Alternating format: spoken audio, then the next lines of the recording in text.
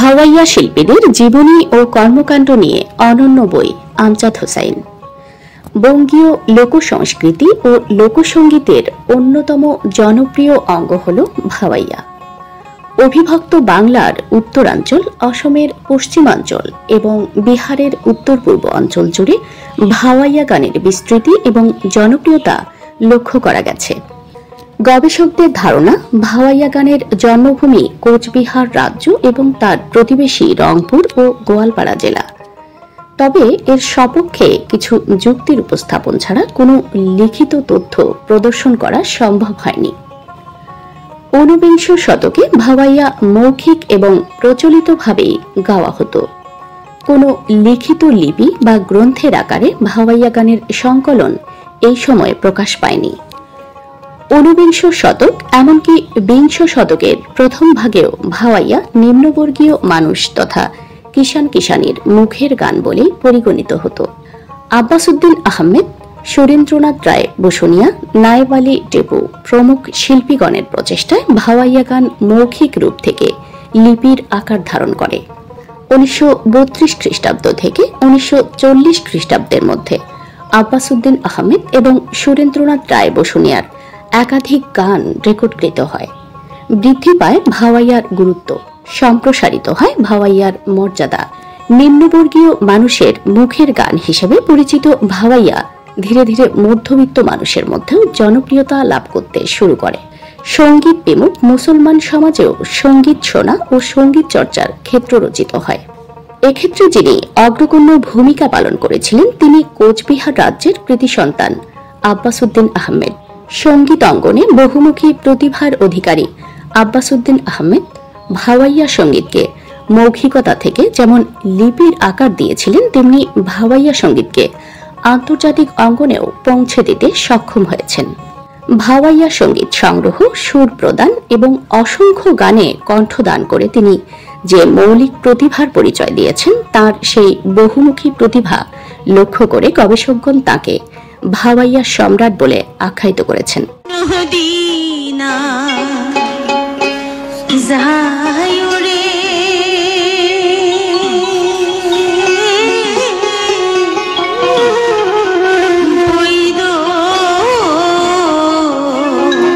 ইউরোপীয় ঐতিহাসিক ফ্লিট, মধ্য এশীয় ঐতিহাসিক আলবেরুনি প্রাচীন ভারতীয়দের ইতিহাস রচনার প্রতি উদাসীনতার কথা অকপটে উল্লেখ করেছেন। প্রাচীন ভারত, বিশেষ করে মৌর্য, কুষাণ এবং গুপ্ত আমলে জ্ঞান বিজ্ঞান চর্চা অবশিষ্ট দুনিয়া থেকে এগিয়ে থাকলেও আদি মধ্যযুগে ভারতীয় জ্ঞান বিজ্ঞান চর্চার পরিবেশ নষ্ট হয়ে যায়। এক্ষেত্রে আধুনিক গবেষকগণ বিজ্ঞানের ইতিহাসের অভাবকেই অধিকভাবে দায়ী করেছেন। যে বিজ্ঞানের ইতিহাস লেখা উচিত ছিল গুপ্ত আমলে বা হর্ষবর্ধনের রাজত্বকালে, সেই বিজ্ঞানের ইতিহাস রচিত হয় প্রায় 1200-1300 বছর পর, 1902 থেকে 1908 খ্রিস্টাব্দে। এই সময় বিশিষ্ট বিজ্ঞানী আচার্য প্রফুল্ল চন্দ্র রায় রচনা করেন the history of Hindu chemistry. যদিও ভারত বর্তমানে বিজ্ঞান চর্চায় অনেকটাই এগিয়ে, তবুও ইউরোপ বা আমেরিকার তুলনায় অনেকটাই পিছিয়ে। আর এই পিছিয়ে পড়ার জন্য গবেষকগণ মূল কারণ হিসেবে দায়ী করেছেন একখানা বিজ্ঞানের ইতিহাসের অভাব। তাই এই বিশ্লেষণ থেকে একথা সহজেই অনুমেয় যে জ্ঞান চর্চা, বিজ্ঞান চর্চা বা সংস্কৃতি চর্চা অথবা জ্ঞান বিজ্ঞান চর্চার যে কোনো শাখাই হোক না কেন, চর্চাকারীরা যদি চর্চার ইতিহাস রেখে না যান, তাহলে ভবিষ্যৎ প্রজন্ম অন্ধকারে ডুবে যাবে। সে বিষয়ে কোনো সন্দেহের অবকাশ নেই।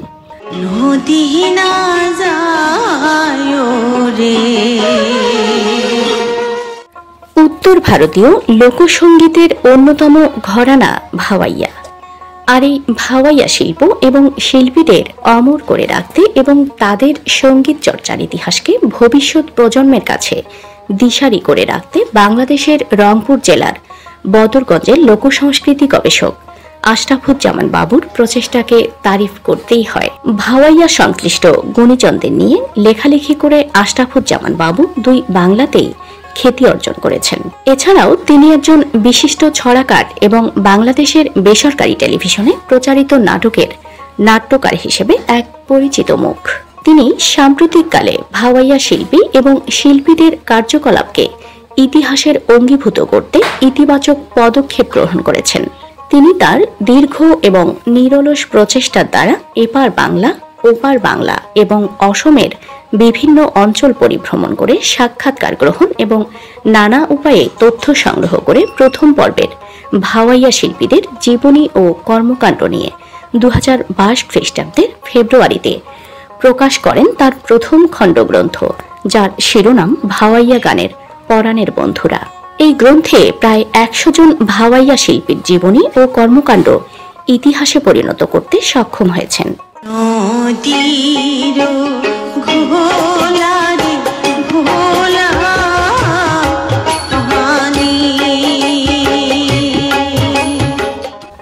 আশরাফুজ্জামান বাবু থেমে থাকার পাত্র নন, তাই তিনি ভাওয়াইয়া নিয়ে গবেষণা এবং তার লেখালেখি নিরবিচ্ছিন্নভাবে চালিয়ে যান। থেমে থাকেনি তার ময়দান ভ্রমণ, সাক্ষাৎকার গ্রহণ এবং তথ্য সংগ্রহ।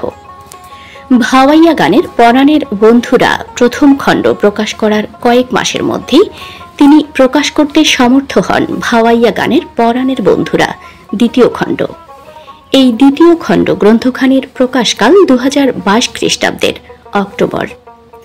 এই গ্রন্থখানিতে বিশ্ববিখ্যাত লোকসংস্কৃতি গবেষক স্যার জর্জ গিয়ারসন থেকে শুরু করে বর্তমান প্রজন্মের শিল্পী শাকিলা নাজনীন লতা সহ আরও শতাধিক ভাওয়াইয়া শিল্পীকে তার গবেষণালব্ধ ইতিহাসে স্থান করে দিতে সক্ষম হয়েছেন।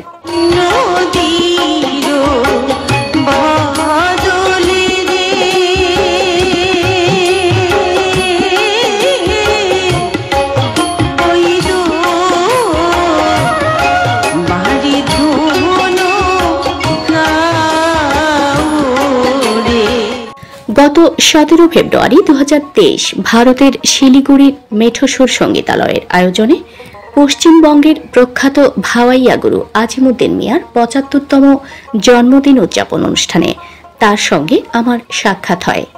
সেই দিনটি ছিল কাকতালীয়ভাবে আমার জন্মদিন। ওই দিন আশরাফুজ্জামান বাবু, দোতরাবাদক হরিদাস রায় এবং পশ্চিমবঙ্গে প্রখ্যাত ভাওয়াইয়া শিল্পী নজরুল ইসলামের সঙ্গে বেশ কিছুটা সময় অতিবাহিত করি। ওই দিন আশরাফুজ্জামান বাবু তার ভাওয়াইয়া গানের পরাণের বন্ধুরা গ্রন্থের 2টি খণ্ডই উপহার হিসেবে আমাকে প্রদান করেন।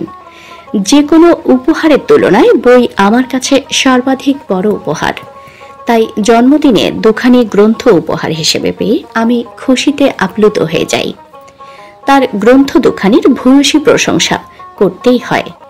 তিনি একজন বাংলাদেশী হলেও তার গবেষণার পরিধি শুধু বাংলাদেশেই সীমাবদ্ধ রাখেননি।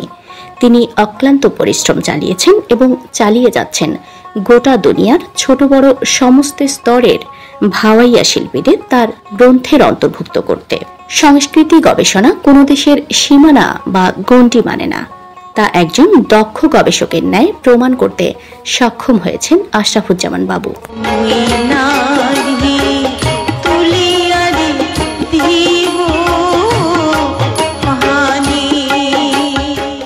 আমি নিজেও একজন লোক সংস্কৃতির গবেষক এবং ভাওয়াইয়া গানের একনিষ্ঠ পৃষ্ঠপোষক। ভাওয়াইয়া সঙ্গীতকে কেন্দ্র করে প্রকাশিত হয়েছে আমার একাধিক গবেষণালব্ধ প্রবন্ধ এবং কবিতা। তাই আশরাফুজ্জামান বাবু তার গ্রন্থ দুখানি আমায় উপহার হিসেবে প্রদান করলে আমি অল্প দিনের মধ্যেই গ্রন্থ দুখানির অধ্যয়ন পরিসমাপ্তি করি।